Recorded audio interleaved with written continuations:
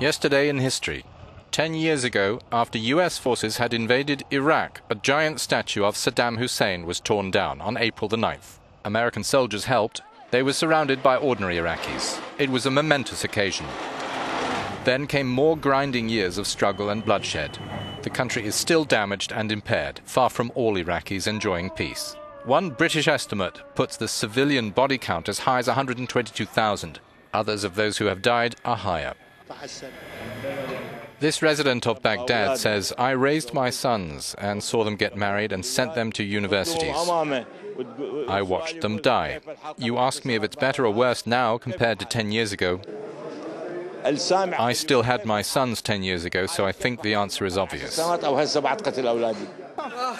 The violence didn't end with the pullout of US troops in December 2011. Just days ago, on the 6th of April, a suicide bomber in the midst of an electoral rally 60 kilometres north of Baghdad killed dozens. In March, more than 200 civilians were killed. Some things have improved. People can speak out more freely. Investors have arrived. Cautiously. Iraqi's purchasing power is on the rise along with salaries, and tourism is developing, although weakly.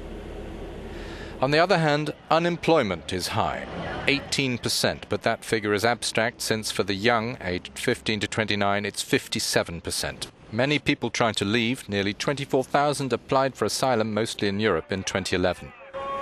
Malnutrition is less serious than when it was measured in 2007, but daily hunger is still the norm for almost 2 million Iraqis. Conditions for women are worse. On an international gender equality scale of 148 countries, Iraq is seen in 120th place.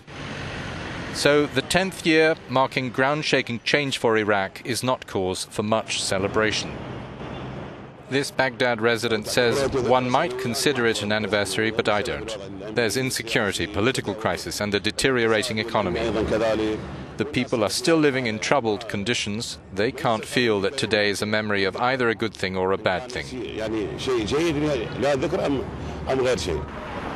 In a few days, elections for membership in provincial assemblies will be held.